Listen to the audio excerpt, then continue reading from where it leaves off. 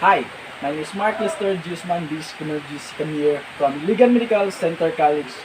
Uh, so now I'm here to discuss the 10 commandments of firearm firearm safety so that we will be guided and can avoid accident. But before I discuss the 10 commandments of firearm safety, I would like you to watch first some figures video on how they handled a firearm that resulted a accident to them. So, watch it.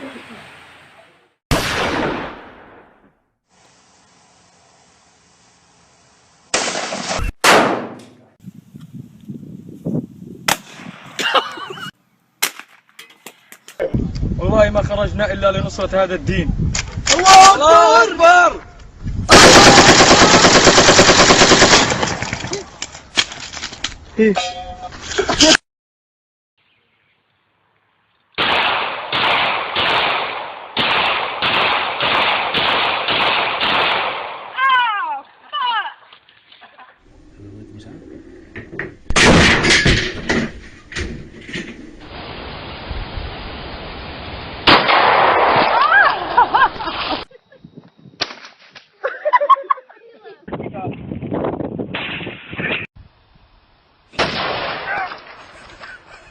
Nation there.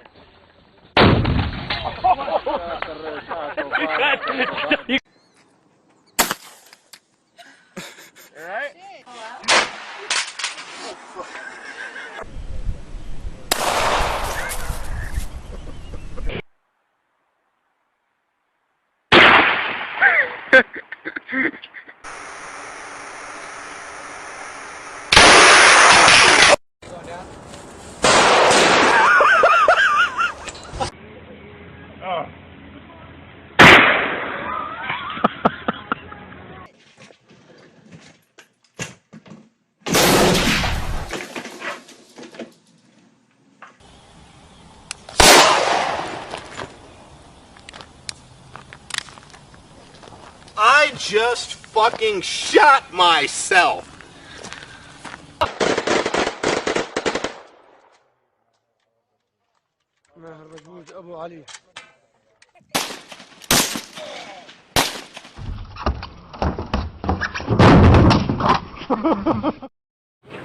Hi, I'm Dan. So let's start to our topic, the 10 commandments of firearm safety. Number 1. Watch the muzzle and keep it pointed in a safety direction at all times. So, muzzle down. So, this is a very important that you point your weapon in the ground direction to avoid accident or harm other people, because when you point it up, possible if you accidentally click the trigger and there is a people around you, it might result in accident. You might be shoot them, or it might result a lot of accident, because that is the very advantageous position when you nuzzle it down. There's no one will be uh, there's no one will be shoot, or if you accidentally click the trigger. But when you nuzzle up, if you accidentally click the trigger, the people around you might be shoot. Number 2, treat every firearms with the respect of a loaded gun. It might be a loaded even if you think it is not. So all guns are harmful, depends on how you handle it or how you use it. But when you treat it always as loaded, there is no accident will happen, because you should careful for this, and the result of it will not going to not will going the result of it will be good. No one will be put in the accident. Number 3, be sure that the target and what is in the front of it and behind it know the identifying features of the game you hunt. Make sure you have an etiquette box that don't shoot at a flat, hard surface or at water. So this basically means that you or we should not be careless in terms of shooting a target, and make sure that there is no person his or her back that may be involved in shooting and not belong in the subject. Like for example, if your gun is loaded, then you put your hand in a trigger position, then there is a person uh, in the back of your target, then you shoot him, then you accidentally shoot the other person because you didn't focus. This is the very important thing that you need to put in our mind, that if you have an eye, if you sure in the target, you should not be all, you should think that you should focus to the one person. He should that subject should be shoot in the shooting subject, not the other person. You should be careful, not be careless. Number 4, keep your finger outside in the trigger guard until you are ready to shoot. This is the best way to prevent an accident discharge. Like for example, this is the gun. This is the trigger, and this is your hand. You should always put your hand out in the trigger, so that always, so that all this is because this is the always number one strategy to keep yourself safety. Like for example, if your hands in a trigger, then someone push you, then you accidentally click the trigger.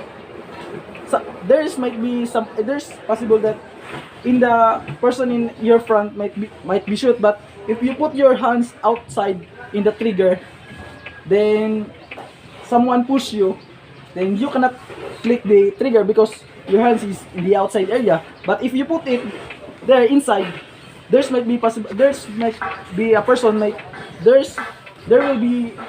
possibility that you will going to shoot the person in front of you. Number 5, check your barrel and ammunition. Make sure that the barrel and action are clear of the obstruction, and carry on only the proper ammunition for your firearms. So as you can see, many of professionals, they always check their magazine if there is a bullet left, because like for example, you left your firearms in the armchair, then your children accidentally get your firearms, then you did not check if there is a bullet left, then he play it, then point it on you, then he shoot you, then you are the subject of your carelessness. You should always check your firearm if there is a bullet left, because it might result at a lot of accident.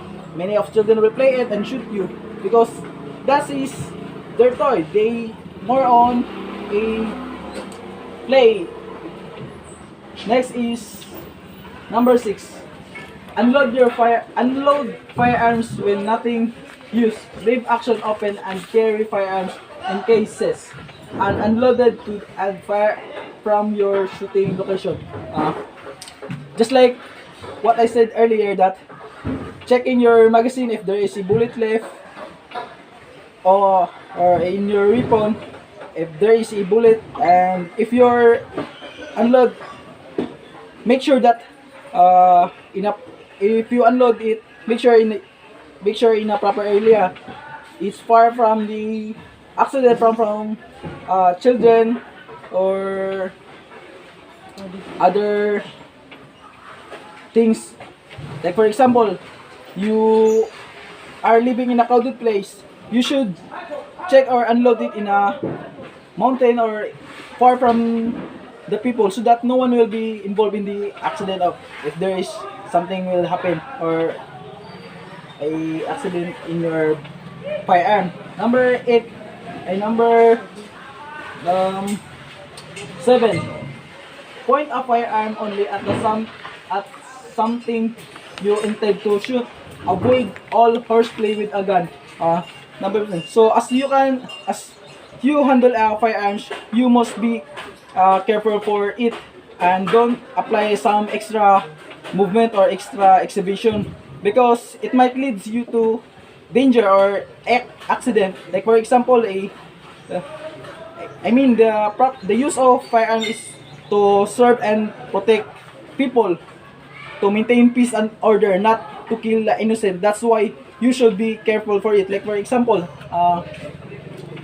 you become angry to other person. That is not proper way to use the gun.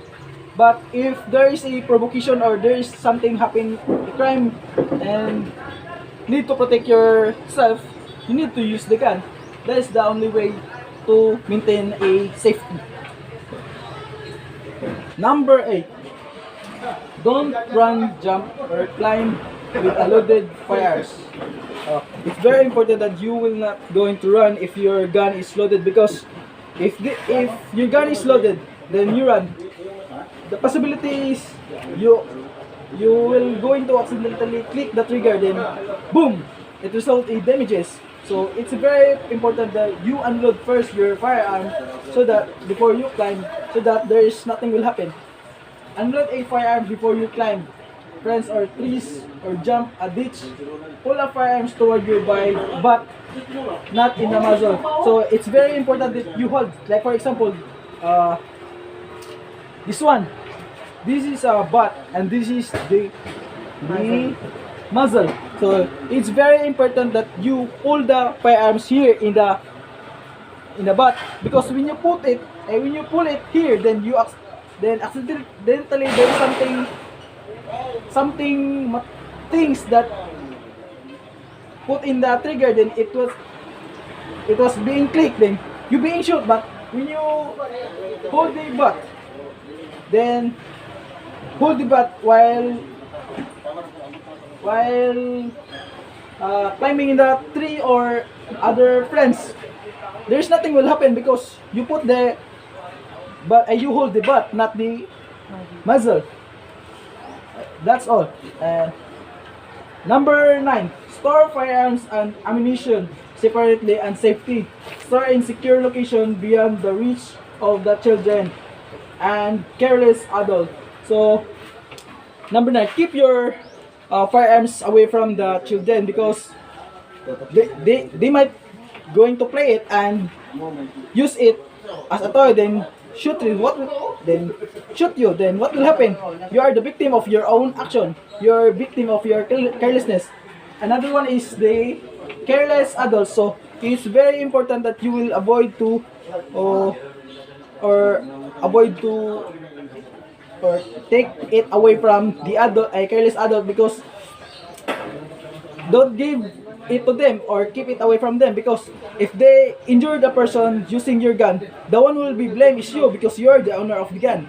Many people cannot control themselves after and during taking drugs and alcohol. So what should we do? So you should not drink avoid alcoholic beverage before and during shooting, because like for example, you cannot control yourself, or you cannot control yourself while if you are drunk or drug addict or being injected with drugs. You should not apply it to yourself, because it might lead you to a danger, or it will result to a accident. That's all, and God bless.